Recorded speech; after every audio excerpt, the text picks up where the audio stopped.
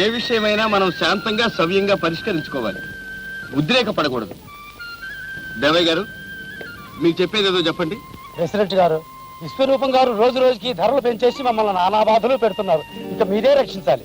అయ్యా ప్రెసిడెంట్ కేశవరావు గారు, తమరు అనుగ్రహిస్తే ఒక చిన్న మనవి. చెప్పండి. ఈ ధరల పెంపకం ఉంది చూశారు, ఇది నా ప్రయోజకత్వం ఏమీ కాదు. పట్టమాసాల్లో ఉన్నారే పెద్ద పెద్ద ప్రజాసేవకులు, వాళ్ళు రాత్రింబగళ్ళు కష్టపడి ధరలు పెంచుకొస్తున్నారు. అదే ధరలు కొనుక్కొచ్చి నేను మీకు అమ్ముతున్నాను. బురద రోడ్లంబడి నానావస్థలు బడి మోసుకొచ్చినందుకు ఒక 5 పైసలు ఎక్కువ అడుగుతున్నాను. అది నేరమేనా? తమరే చెప్పండి. విశ్వరూపం గారు చెప్పిన మాట నిజమే. పట్టణంలోనే ధరలు పెంచి అమ్ముతుంటే పాపం ఆయన మాత్రం ఏం చేస్తాడు? ఏదో బ్లాక్ మార్కెట్ లో కొని మనందరి కోసం కష్టపడి అమ్ముతున్నాడు ఆయన. ఆహాహాహా, కేశవరావు గారు ఎంత మంచి మాట సెలవిచ్చారు. అసలు ఈ జిల్లా మొత్తం మీద మనిషి అంటే కేశవరావు గారే మనిషి.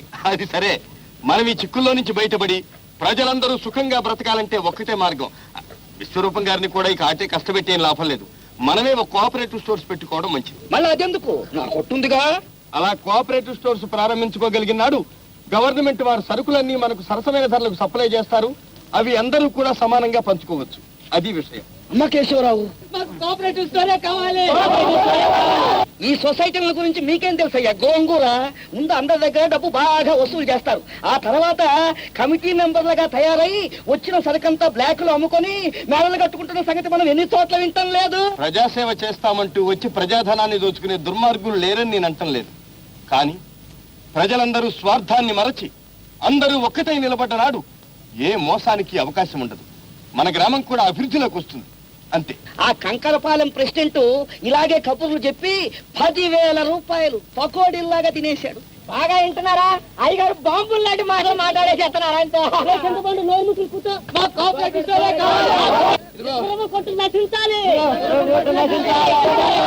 మీరు ఆగండి చెబుతాను.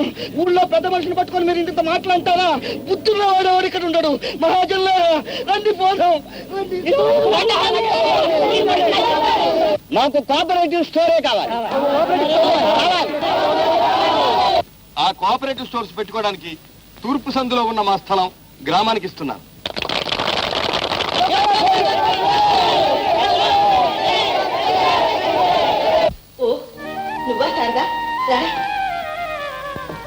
ఏమ్మా, అరగంట నుంచి పిలుస్తున్నాను.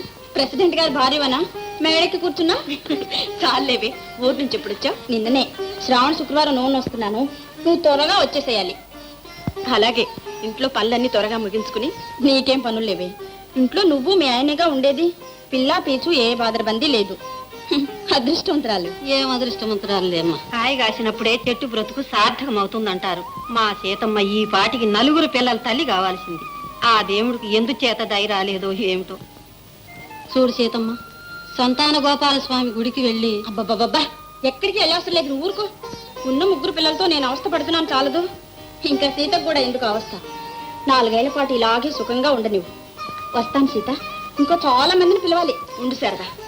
లక్ష్మి,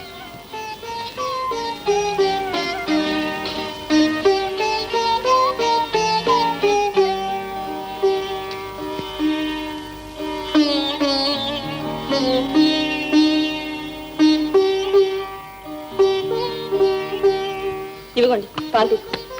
అక్కడ ఏమండి, ఇంత ప్రొద్దుపోయే వరకు మీరు మేలుకుని కూర్చుంటే ఆరోగ్యం పాడవదు. 11 అయింది. అవన్నీ రేపు చూసుకోవచ్చు, కానీ పాలు తాగి వెళ్ళి పడుకోండి. నీకు తెలియదు సీత, ఈ కాగితాలన్నీ రేపు పోస్టులో వెళ్ళాలి. మన ఊరికి ఒక కోఆపరేటివ్ సొసైటీ రాబోతుంది. మన వాళ్ళంతా ఎంత పట్టుదలగా ఉన్నారో తెలుసా? ఇక బ్లాక్ మార్కెట్, కల్తీ సరుకు గొడవే ఉండదు. ముందు పాలు తీసుకోండి.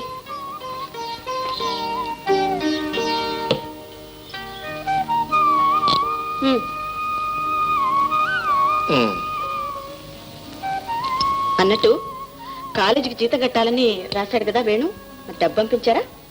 అవును రాశాడు, మర్చిపోయాను. ఈ పంచాయతీ గొడవల్లో పడి ఇంకా సంసారమే మర్చిపోయేలాగున్నారు మీరు. అందుకనేగా మన కుటుంబ పంచాయతీకి నిన్ను ప్రెసిడెంట్ గా చేసింది. ఇదిగో సీత, మన వేణుకి వదినవైన, తల్లివైన, తండ్రివైన, అన్నవైన అన్నీ నువ్వే. రేపే మనీ ఆర్డర్ పంపించు. బాగానే ఉంది. చెప్పినందుకు ఇదా శిక్ష? కాదు, నన్ను కట్టుకున్నాను. చాలండి.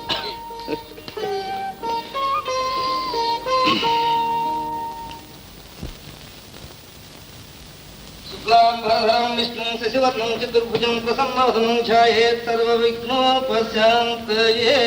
ఏం కావాల గోవిందయ్య? చాలా వంటాలే వంట. బోణి బేరమే ఉంటామా? దిక్కుమల్ల బేరం. కాసేపు ఉండవయ్యా. నీకేం కావాలమ్మా? 2 సార్లు బియ్యం. 2 సార్ల బియ్యం 4 రూపాయలు. అదేమిటయ్యా, కిందటి వారం 2 రూపాయలు పుచ్చుకున్నావుగా? క్రిందటి వారమే. ఈ వారం ధరలు పెరిగాయి. అవును, ఎప్పటికప్పుడు ధరలు పెంచేయమని పైనుంచి ఆర్డర్ వచ్చింది. నువ్వు అయినా మరి ఇంత దారుణమా విశ్వరూపం గారు? నన్నేం చేయమంటావయ్యా? ధరలు ఏమన్నా నా చేతిలో ఉన్నాయి కనుక నా అదుపులో పెట్టడానికి. పైన పెద్దవాళ్ళు పెంచేస్తున్నారు, మనం నోరు మూసుకొని ఊరుకుంటున్నాం. ఇంతకు మీకు కావాలా అక్కర్లేదా చెప్పండి? ఏం చేస్తాం కర్మ, ఇవ్వండి. చెవలయ్యా 2 సేర్లు.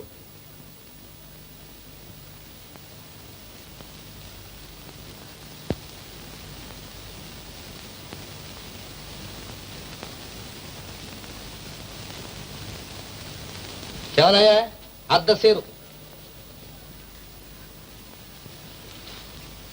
ఏట్లకి బొత్తిగా కంట్లో నలకైపోయావు.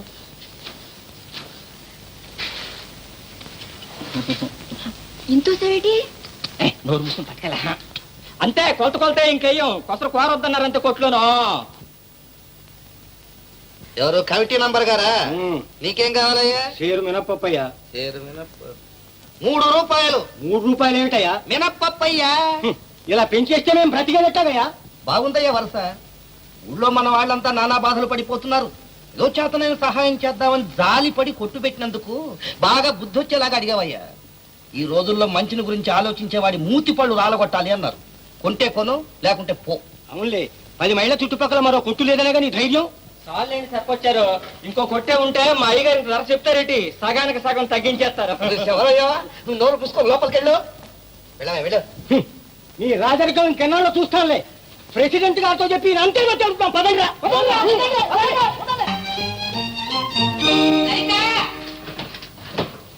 ఇంకా నువ్వు తెమ్మలేదే? ఎప్పుడు ఇంతే, నువ్వు తొందరగా రావే. అయిపోయిందమ్మా, వస్తున్నాను. భద్రా, ఏమిటండి? ఇంకా కాంతమ్మ గారింటికి వెళ్ళేదే?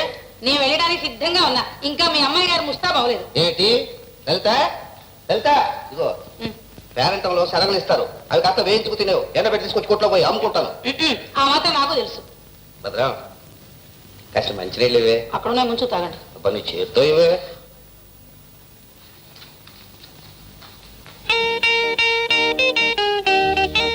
అన్నయ్య, ఇప్పుడేనా రావడం? దిక్కుమాల ప్రయాణం. నిన్న బయలుదేరితే ఈ వాళ్ళ తెలియదు కప్పలాగా. ఈ పాటికి లండన్ 2 సార్లు వెళ్ళి రావచ్చు. పాపం, అంత అలసిపోవాలన్నమాట. అయితే కాలేజీకి సెలవులు ఇచ్చేసారా అన్నయ్య? ఇప్పుడెక్కడ సెలవులమ్మా? ఓహో అదా. లలిత, వేణు వచ్చే నెలలో గాని రాడు. పో అన్నయ్య, ఏమిటా మాటలు? నా దగ్గర నీ దబాయింపు. లలిత, నీ ప్రేమాయణం అంతా నేను ఎప్పుడో కనిపెట్టేశాను. అబ్బా, నాన్న వింటారన్నయ్య? నాన్న ఇంట్లోనే ఉన్నాడా? మరి పెంకులు అవి ఎగిరిపోలేదే? అమ్మగారు కూడా ఇంట్లోనే ఉన్నారండి, లేకపోతే మీరు అన్నమాట కరకట్టారు. అబ్బాయి వచ్చాడే, ఇదేనట్టు రావటం? అవునన్నా. ఎవరైనా ఇట్టా చిక్కిపోయావి. కాస్త ముందుగా ఉత్తరం రాస్తే చెవలైన స్టేషన్ పంపించడానికే టైం ఏదమ్మా. హడ్డిలిపోయి కంగారుగా బయలుదేరి వచ్చాడు. హళ్ళిపోవడం ఎందుకు రా, మేము బాగానే ఉన్నాగా. అది కాదు నాన్న, పరీక్షకు డబ్బు కట్టాలని ఎన్ని ఉత్తరాలు రాసినా పంపకపోతే ఏం చేయను? అటు పరీక్ష ఇటు డబ్బు, అటు పరీక్ష ఇటు డబ్బు. డబ్బు పంపరా? మరి పంపాయని చెప్పా కదండి. ఇదొక పరీక్ష నాకు. అదేనే పంపుదామని అనుకుంటున్నాను. ఇంతలోకే సోమయ్య వచ్చి ఎక్కువ వడ్డీ ఇస్తా అన్నాడు. సరే వచ్చే వారం వీడికి పంపించవచ్చు కదా అని ఆ డబ్బా సర్దేశాను. ఏసినట్టుగానే ఉంది. మీకు వడ్డీ వ్యాపారం ఎక్కువ, అబ్బాయి చదువు ఎక్కువ. పంపకే చదువే ఎక్కువ. ఒరే అబ్బాయి, నేను వెళ్ళొచ్చిన తర్వాత డబ్బిస్తాను, ముందు నువ్వు లోపల వెళ్ళి స్నానం చేయి. ఏమండదు, కుంపడ మీద నీళ్లు పెట్టాను. కాఫీ కలిపి అబ్బాయికి ఇచ్చి మిగతాది మీరు తాగండి. ఏమైంది వెళ్తామా? తొందరగా రావే, పేరెంట్ అంతా వచ్చి ఉంటారు. అయ్యగారు కాఫీ బ్రహ్మాండంగా కాస్తారండి. అందులో ఏం సందేహం లేదురా. కానీ అబ్బాయి తాగిన తర్వాత మిగతాదే మనకు. కూర్చోండి.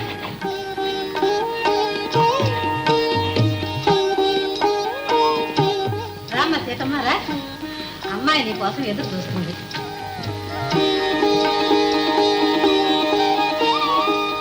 అబ్బాయికి ఏం పేరు పెట్టారు పిన్ని గారు? రవికుమార్. మంచి పేరు కదరా నాన్న. రవి ఇటు చూడన్నా ఇటు చూడమ్మా ఒకసారి ఒకసారి వచ్చావా సీత పెందలాడే రమ్మంటే ఇప్పుడా వచ్చేది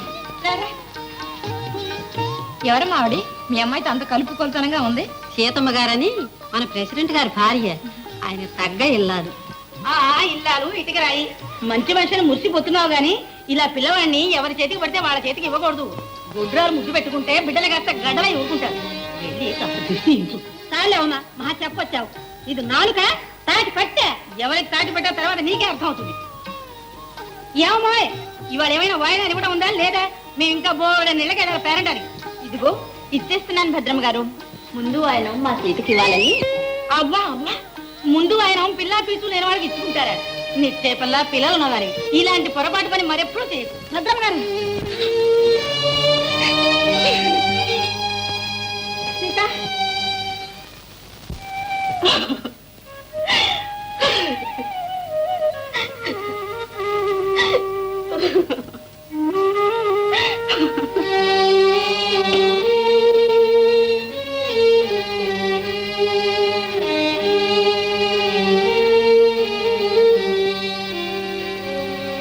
సీత ఏమిటిలా చీకట్లో కూర్చున్నావు లే సీత సీత ఏడుస్తున్నావా సీత సీత లక్ష్మి నాకంతా చెప్తే చచ్చ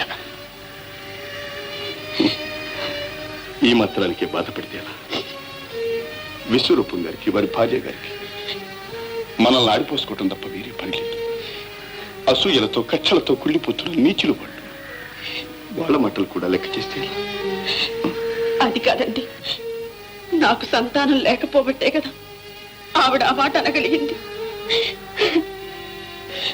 నేను జీవితంలో ఎప్పుడూ ఎవ్వరికీ ఏ ద్రోహము చేయలేదు మనస్ఫూర్తిగా భగవంతుడిని నమ్మి పూజించాను ఇంకా నన్ను ఎందుకు ఇలా పరీక్షిస్తున్నాడో నాకు అర్థం కావడం లేదు